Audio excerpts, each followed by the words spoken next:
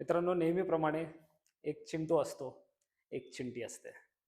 चिंटू आणि चिंटी एकाच वर्गात असतात. दोघेही क्लासमेट असतात आणि बसताना दोघं अशा पद्धतीने बसतात, की आपण दोघं एकमेकांना दिसलो पाहिजे.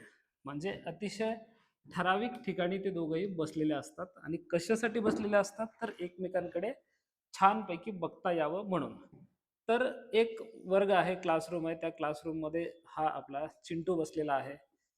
ठीक आहे. चिंटूच्या सोबतचे हे बाकीचे मित्र आहेत. इथे चिंटू आहे आपला. आपला चिंटू कुठे आहे? इथे. हा आपला चिंटू. त्याला एक केस काढू आपण. हा चिंटू. ओके. इकडे पाठीमागे पण मुलं बसलेली आहेत. इकडेही मुलं बसलेली आहेत. चिंटूच्या बाजूला मात्र कोणीच बसलेलं नाही. अशा प्रकारे ही मुलांची रांग आहे. या मुलांच्या रांगेमध्ये आपला चिंटू असा अगदी ऐशो आरामात बसलेला आहे. इकडे आहे मुलींची रांग. या मुलींच्या रांगेमध्ये अनेक मुली बसलेल्या आहेत. मुली त्यानंतर याच रांगेमध्ये कुठेतरी आपली चिंटी सुद्धा बसलेली आहे.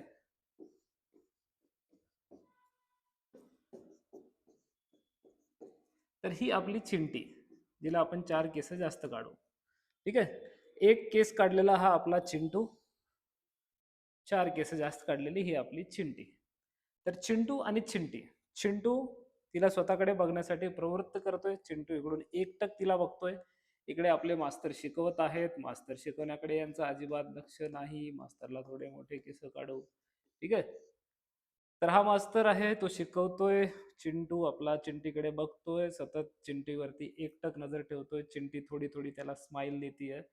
असं सगळं छान चाललंय. पण असतात क्लासमध्ये काही लिजंड लोक. ते लिजंड लोक काय करतात? लेट येतात. ते लेट येतात आणि कुठे बसतात? थेट चिंटूच्या शेजारी बसतात. चिंटूच्या शेजारी थेट बसल्यामुळे काय होतं? चिंटू आणि चिंटी हे जे एकमेकांना सहजपणे बघू शकत होते, आता त्यांना बघायला अडथळा तयार होतो. अडथळा निर्माण होतो. ऑब्स्टॅकल क्रिएट होतं. हे ऑब्स्टॅकल कोणाकोणामध्ये तयार होतंय? हे ऑब्स्टॅकल तयार होतंय चिंटू आणि चिंटीच्या मध्ये. आणि कोणामुळे तयार झाला? हे ऑब्स्टॅकल तयार झालं ह्या नंतर आलेल्या लिजंड्स लोकांमुळं. ओके, या लोकांमुळं. आता चिंटू चिंटीला तेवढ्या सहजपणे बघू शकत नाही. त्यांच्यामध्ये काय तयार झाले? त्यांच्यामध्ये ही शिल्ड तयार झाली.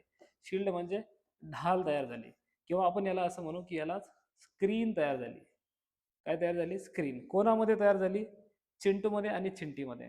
काय होतं अगोदर? चिंटूमध्ये आणि चिंटीमध्ये अट्रॅक्शन होतं.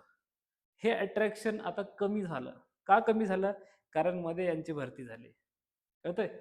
जेव्हा जेव्हा न्यूक्लियस म्हणजे हा जो पॉझिटिव्ह चिंटू आहे त्याला आपण जर न्यूक्लियस कन्सिडर केलं, ही जी चिंटी आहे तिला आपण जर व्हॅलेन्स इलेक्ट्रॉन कन्सिडर केलं, व्हॅलेन्स इलेक्ट्रॉन म्हणजे शेवटचा इलेक्ट्रॉन, तर चिंटू आणि चिंटी म्हणजेच न्यूक्लियस आणि व्हॅलेन्स इलेक्ट्रॉन यांच्यामध्ये जेव्हा इलेक्ट्रॉनची शिल्ड तयार होते, स्क्रीन तयार होते, तेव्हा न्यूक्लियस आणि व्हॅलेन्स इलेक्ट्रॉन यांच्यामधलं अट्रॅक्शन कमी होतं.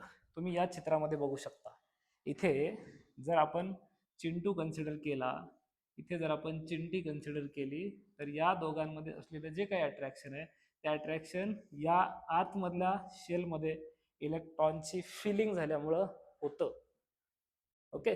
काय होतं? न्यूक्लियस आणि व्हॅलेन्स इलेक्ट्रॉन मधलं अट्रॅक्शन कमी होतं. असं कुठं कुठं पाहायला मिळतं आपल्याला? तर आपण जेव्हा इलेक्ट्रॉनिक कॉन्फिगरेशनचा सिक्वेन्स बघतो, 1s2 2s2 2p6 3s2 3p6, त्यानंतर येतं 4s2 3d10. ओके. बाकी अनेक केसेसमध्ये तुम्हाला स्क्रीनिंग इफेक्ट पाहायला मिळेल, पण आपण जर एक पर्टिक्युलर केस लक्षात घेतली की 4s2 आणि 3d10चं एक्झाम्पल घेतलं, तर सपोज ही पहिली शेल आहे, दुसरी शेल आहे, तिसरी शेल आहे, इथे एक चौथी शेल आहे. या चौथ्या शेलमध्ये इथे एस ऑर्बिटल मध्ये 2 इलेक्ट्रॉन आहेत, व्हॅलेन्स इलेक्ट्रॉन आहेत. आता हे एस इलेक्ट्रॉन भरल्यानंतर हा अबोवचं प्रिन्सिपल आहे की इन्क्रीजिंग ऑर्डर ऑफ एनर्जीनं तुम्ही इलेक्ट्रॉन भरा, फिल करा. ते फिल करत गेल्यानंतर पहिल्यांदा 4s मध्ये इलेक्ट्रॉन भरावं लागेल, कारण 4s ची एनर्जी स्लाइटली कमी आहे कोणापेक्षा? 3d पेक्षा. तर पहिल्यांदा इलेक्ट्रॉन कुठं जातोय? 4s मध्ये. त्यानंतर इलेक्ट्रॉन कुठं भरतोय? 3d मध्ये. मग 3d मध्ये पहिला इलेक्ट्रॉन आला. हा 3d मध्ये पहिला electron 3d1 3d2 3d3 3d4 3d5 3d6 3d7 3d8 जे काय असेल ते इथल्या डी ऑर्बिटल मध्ये इलेक्ट्रॉनची फिलिंग झाली. जेव्हा डी ऑर्बिटल मध्ये इलेक्ट्रॉनची फिलिंग झाली, तर न्यूक्लियस आणि व्हॅलेन्स इलेक्ट्रॉन म्हणजे 4s मधले इलेक्ट्रॉन यांच्यामध्ये काय तयार झाली, इथं शिल्ड तयार झाली, स्क्रीन तयार झाली. या शिल्डमुळे, या स्क्रीनमुळे काय झालं, न्यूक्लियस आणि व्हॅलेन्स इलेक्ट्रॉन यांच्यातलं अट्रॅक्शन कमी झालं. ओके. आणि हे अट्रॅक्शन डिपेंड करतं किंवा ही स्क्रीनिंग डिपेंड करते कोणत्या ऑर्बिटल मुळे स्क्रीनिंग तयार होते. जर स्क्रीनिंग एस ऑर्बिटल मुळे तयार झालेली असेल तर ती जास्त डॉमिनेटिंग असते, जास्त इफेक्टिव्ह असते. पी मुळे झालेली असेल तर थोडीशी कमी इफेक्टिव्ह असते. डी मध्ये असेल तर अजून थोडीशी कमी इफेक्टिव्ह असते. एफ मध्ये असेल तर ती सगळ्यात पुअर शिल्डिंग असते. सगळ्यात पुअर शिल्डिंग, सगळ्यात स्ट्रॉंग शिल्डिंग. तर स्क्रीनिंग इफेक्टचा हा ऑर्डर आहे. जर एफ ऑर्बिटल मध्ये इलेक्ट्रॉन एंटर करत असेल आणि एफ ऑर्बिटल मुळे स्क्रीनिंग होत असेल तर ती पुअर स्क्रीनिंग असते. पुअर स्क्रीनिंग असेल तर न्यूक्लियस आणि व्हॅलेन्स शेल यांच्यामधलं अट्रॅक्शन जास्त असतं. अट्रॅक्शन जास्त असेल तर साईज कमी होते. म्हणजे हा कॉन्सिक्वेन्सेस आहे स्क्रीनिंग इफेक्टचा किंवा त्याचा रिझल्ट आहे की जर स्क्रीनिंग इफेक्ट असेल तर स्क्रीनिंग इफेक्ट पुअर असेल तर काय होतं, अट्रॅक्शन वाढतं, साईज कमी होते. स्क्रीनिंग इफेक्ट स्ट्रॉंग असेल तर काय होतं, अट्रॅक्शन कमी होतं, साईज वाढते. साईज वाढल्यामुळे त्याचा इफेक्ट कशावरती होतो, त्याचा इफेक्ट आयनायझेशन एन्थाल्पीवरती होतो. त्याचा इफेक्ट पुढच्या दुसऱ्या नेक्स्ट एलिमेंटच्या साईजवरती पण होतो. सपोज पुअर स्क्रीनिंग इफेक्ट आहे तर त्याच्यामुळे लॅन्थेनाइड कॉन्ट्रॅक्शन वगैरे गोष्टी आपण बघितलेल्या आहेत, त्याच्यावरती होतो. त्याचनंतर आपण केमिकल ट्विन्स तयार झालेला ते बघितलंय. इनर्ट पेअर इफेक्ट तो तयार होतो. अशा अनेक कॉन्सिक्वेन्सेस, अनेक ऍप्लिकेशन स्क्रीनिंग इफेक्टचे आहेत. फक्त आजच्या व्हिडिओमध्ये आपण बघूयात एक्झॅक्टली स्क्रीनिंग इफेक्ट म्हणजे काय. तर साधं आहे की तुमच्याकडे न्यूक्लियस आहे, व्हॅलेन्स इलेक्ट्रॉन आहेत. न्यूक्लियस व्हॅलेन्स इलेक्ट्रॉन यांच्यामध्ये सरळ अट्रॅक्शन आहे.